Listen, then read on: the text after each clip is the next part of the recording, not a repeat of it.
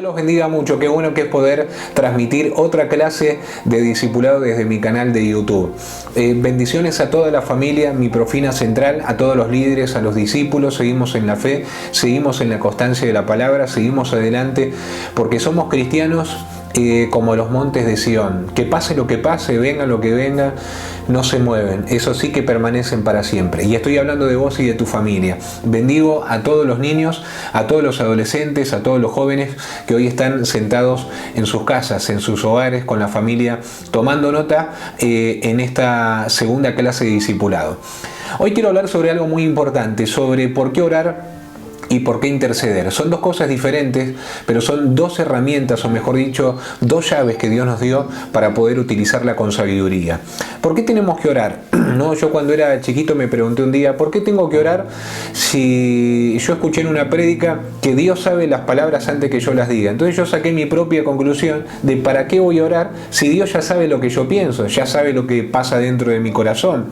O sea, ¿por qué tengo que orar si aún la Biblia dice que antes de que yo pronuncie unas palabras, Dios ya sabe lo que voy a decir? Bueno, una de las llaves, vuelvo a repetir, y armas de guerra que Dios nos dio, se llama intercesión, y otra para poder cultivar relación con Él se llama oración. La oración hace que las cosas imposibles sucedan, así como la intercesión en una tierra, en un lugar donde nadie quiere recibir la palabra, hace que la mano de Dios se mueva y que pueda traer justicia y sanidad para esa comunidad. Entonces, con la oración y la intercesión podemos abrir puertas y también las podemos cerrar. Hay cosas por las que, claro, tenemos que orar, pero hay otras por las que necesitamos interceder. Quiero leerte Judas capítulo 1 y versículo 20. Quiero que abras tu Biblia o que tomes nota, o tu Biblia digital. Judas capítulo 1 y versículo 20. Voy a leer este pasaje, dice así: está bendecido. Pero vosotros, amados, edificados sobre vuestra santísima fe, orando en el Espíritu Santo. Note que dice orando en el Espíritu Santo. Y Primera de Corintios capítulo 14 y versículo 15 dice: ¿qué pues oraré con el Espíritu? ¿O oraré con el entendimiento? ¿Cantaré con el Espíritu? ¿O cantaré con el entendimiento?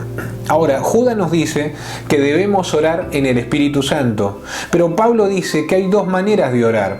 Una es con el entendimiento y otra es con el Espíritu. Ahora, cuando Pablo habla del Espíritu, si ustedes prestan atención, lo escribe en letra minúscula porque está hablando de su Espíritu, no del Espíritu mayor. Está diciendo que bajo la inspiración del Espíritu Santo, su Espíritu tiene que aprender a orar. O sea, Pablo está diciendo, hay un momento donde yo clamo con mi intelecto, con todo lo que yo sé, pero hay otro momento donde mi espíritu está clamando, porque el Espíritu Santo le está enseñando a mi espíritu cuál es la oración correcta. Pablo decía también, cuando ustedes vayan a orar, a pedir, pídanle al Espíritu Santo que los ayude.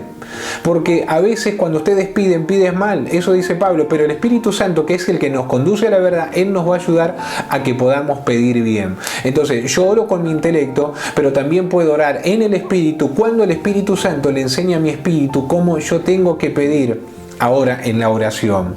Pablo dice, puedo orar en un idioma que comprendo y puedo orar en un idioma que no comprendo. Entonces, Pablo dice, hay un estilo de oración que mi mente, que mi raciocinio no lo entiende. Pero aunque mi mente no lo entienda, mi espíritu está clamando.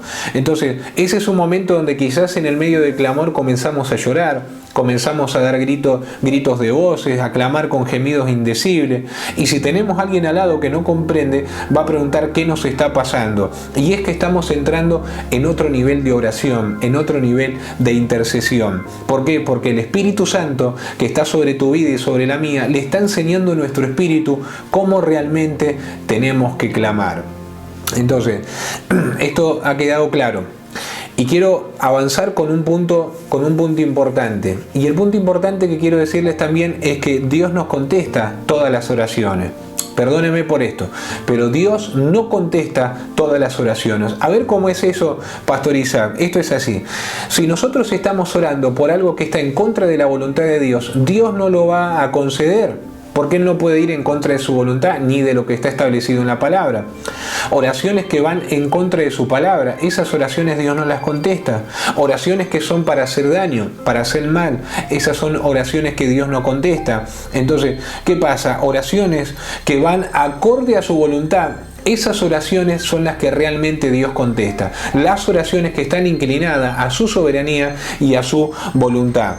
Juan dice, si oro de acuerdo a su voluntad, tendré contestación a las oraciones que yo haga.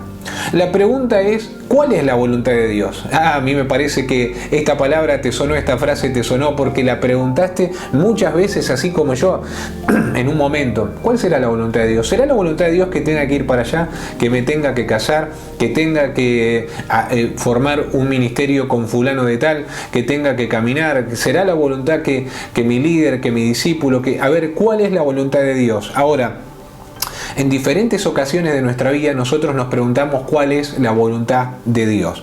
Pero la Escritura nos dice que la voluntad de Dios es esta. Es agradable, es perfecta y es santa. O es perfecta, santa y agradable. Esta es la perfecta voluntad de Dios. Si conoces a Dios, vas a saber lo que le agrada a Dios y lo que no le agrada a Dios. Y sabes los planes que va a tener para tu vida y para tu familia. Dios te dice, hay que ver lo que estás esperando en la oración y si es realmente lo que yo tengo para darte, o sea, lo que está en mi voluntad. Entonces, es un punto muy importante que nosotros tenemos que conocer las Escrituras.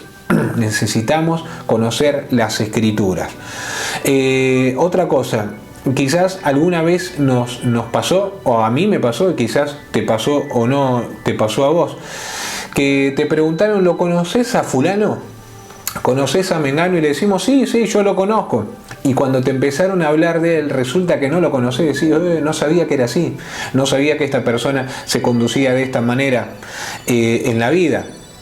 Así como muchos de nosotros nos conocemos de vista y decimos, sí, yo lo conozco. Podemos decir, yo lo conozco, pero realmente conocemos una persona en un momento. No lo conocemos a profundidad. Lo mismo puede pasar con el Señor. A raíz de la oración y a raíz del acercamiento cuando uno no es muy cercano hacia Él. Entonces, yo quiero decirles que quizás muchas personas me conocen a mí íntimamente, como pastor, como hombre de Dios, como ministro, como esposo, como papá en mi casa, como amigo. Y quizás otros me conocen simplemente como un ministro, pero no conocen la intimidad de mi casa. Y lo mismo me pasa a mí, quizás yo te conozca como un cristiano, como un discípulo y un líder, pero quizás no conozca la intimidad de lo que eres en tu casa, lo que eres con tus hijos, con tu familia o con tus padres. Bueno, no te asustes, seguramente seamos parecidos. Dios nos va a cambiar a todos juntos. Pero para conocer a Dios hay que desayunar con Dios, hay que almorzar con Dios, hay que merendar con Dios. Hay que cenar con Dios, hay que estar con Él siempre, porque mientras estamos más con Dios, más lo vamos a conocer y más nos vamos a parecer a Él. Fíjate que cuando Jesús fue apresado, dice la Biblia que Simón Pedro estaba en el fuego con algunos extraños y dice que decían, Él es de Jesús, porque habla como Él, habla parecido, de tanto estar cerca de Jesús, se parecía mucho a Jesús y hasta hablaba como Jesús.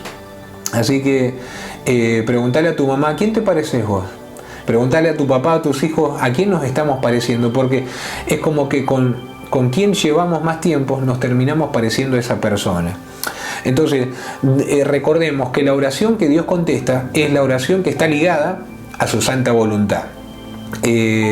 Nuestras oraciones también, cuando son utilizadas como un arma de guerra, son usadas para la guerra espiritual. Nos movemos en intercesión, dejamos nuestra necesidad en segundo lugar, ponemos la necesidad de él, de ella, de la nación, de la comunidad en primer lugar para batallar en el nombre de Jesucristo. Pero recordemos algo también que es imprescindible. Nuestra oración siempre tiene que ser dirigida a nuestro Señor. Hay gente que le ora al diablo. Hola Señor, te quiero decir que diablo, ¿me estás escuchando? Diablo cochino y asqueroso. Y hay gente que le ora más al diablo que a Dios, claro.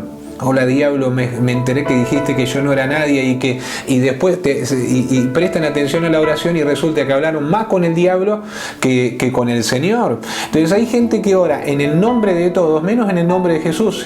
Oh Señor, estoy hoy ante tu presencia, así como dijo Elías, así como dijo Moisés, así como dijo Jabe, así como dijeron todos menos Jesús. Y entonces tu oración pierde eficacia, porque oramos en el nombre de todos, menos en el nombre sobre todo nombre, que es el nombre de Jesús. Entonces, yo me acuerdo que antes, ahí cuando era soltero, teníamos en un lugar un candadito, me acuerdo, de una marca Secur. Por ahí alguno tuvo el mismo candado. Yo tenía un candadito así en una reja. Pero me acuerdo que en un llavero que tenía 2 llaves de la misma marca. Pero una de esas llaves, a pesar que eran similares, era diferente, tenía un pequeño detalle porque claro, era de otro candado. Y yo me acuerdo que a veces salía apurado y metía la llave que no era, y lo empezaba a hacer así, lo movía para todos lados, le terminaba pegando patadas al candado, porque aunque la llave era idéntica, no era la correcta y nunca iba a poder llegar a abrir ese candado, porque lo parecido no es lo real. Era idéntica, pero no era la llave correcta. Por eso cuando usted ore, cuando vos ores, no te olvides de orar en el nombre de Jesús, porque aunque haya nombres parecidos, solo en su nombre vas a recibir la respuesta. Si no, mañana yo conozco la cara de los que patean los candados, los que hacen así la llave, porque estás utilizando una parecida, pero no es la correcta. No te olvides cuando estás clamando de clamar en el nombre de Jesús. El Señor decía: todo lo que pidieres en mi nombre, en el nombre de Jesús, al Padre, para que el Padre sea glorificado, os será hecho. Entonces, la carta no sube al cielo a menos que no tenga el sello de Jesucristo nuestro Señor. Por eso en el mundo hay gente que le ora a María, a San Expedito, al Buda, al Pastor Churrasco, al que sea, pero no les va a funcionar más cuando claman en el nombre de Jesús. Esa oración que está ligada a su voluntad va a recibir una gran respuesta. Entonces, esa oración pasa rápidamente por el primero, el segundo cielo, donde operan las huestes de maldad, y llega hasta el trono de la gracia del Señor. Este es el nombre sobre todo nombre, el nombre que cuando los políticos lo nombran se ponen colorados, ¿viste? Este es el nombre sobre todo nombre, Jesucristo, el Hijo del Dios viviente. Y si vos lo crees, ahí en tu casa, grita conmigo Jesús. Grita con tus hijos Jesús. Decí Jesús. El diablo no es nadie, por eso no puedo decir que es rival para el Señor. Ahora, ¿qué pasa? Nuestra pelea es una pelea por ocupar territorio. Porque nosotros peleamos desde la victoria, desde la sanidad, desde la bendición, porque no nos manifestamos en la vista sino en la fe. Pero el enemigo constantemente lo estamos echando de un territorio donde él vuelve a venir y lo volvemos a echar de ese territorio, porque es el lugar donde Dios nos puso. Estoy hablando de tu familia, de tu casa, de la ciudad en que nosotros compartimos para predicar la palabra del Señor. Ahora, Marcos 11:23, y termino con esto. Dice así: porque de cierto os digo, que cualquiera que dijere a este monte, quítate y échate en el mar, y no dudar en su corazón, si no creyere que será hecho lo que dice, lo que diga, le será hecho. Por tanto os digo, que todo lo que pidiereis orando, creed que lo recibiréis, y os vendrá. Yo me acuerdo de la historia de una abuelita que vivía ahí enfrente de una sierra, como en Córdoba. Entonces tenía una ventana que cuando la abría miraba todas las sierras, miraba las montañas, y había venido de una reunión donde escuchó la palabra de Marcos 11:23. Así que agarró a la noche, abrió, corrió la cortina y le dijo a las sierras, a las montañas: declaro que mañana no vas a estar ahí, vas a estar en otro lado. Cerró la cortina, se fue a dormir. A la mañana se levanta, abre la cortina y dice: yo sabía que ibas a estar ahí. Claro, ¿qué hizo de bueno y qué hizo de malo la ancianita? Lo que hizo de bueno fue orar, lo que hizo de malo fue no creer en lo que estaba orando. Por eso Santiago 5:15 dice que la oración de fe sanará al enfermo y Dios lo levantará, y si hubiese cometido pecado le serán perdonados. Pero dice la oración de fe. Por eso, si estamos orando pero lo hacemos sin fe, lo que estamos pidiendo no va a ser hecho. no va a ser hecho. Entonces, Marcos 11:23 nos deja 5 puntos importantes. Dice, digiere. En la oración hay que decir, dar una dirección. Cualquiera que digiere. Luego dice, no dudar en su corazón, porque la duda quiere alimentarse de nuestra fe cuando estamos clamando. Número 3, lo que digas os será hecho, lo que está ligado a la voluntad. Número 4, la fe tiene que ser, y me atrevo a decir, agresiva, para que pase cualquier barrera de duda y de incredulidad. Y número 5, pedir orando. Dice, y todo lo que pidieres, orando. Por eso hoy nos vamos a levantar en la genuina oración, en la genuina intercesión, porque este es un tiempo para clamar en familia, clamar con los hijos, clamar en matrimonio, para ver la mano de Dios moverse, comenzando por tu casa y continuando por el exterior de tu casa. Señor, bendigo a cada familia. Proclamamos que esta, la llave de la oración y la llave de la intercesión, es parte de nuestra familia, es parte de nuestro ministerio. Vamos a orar, pero vamos a orar con fe. Vamos a declarar con fe lo que veremos materializado.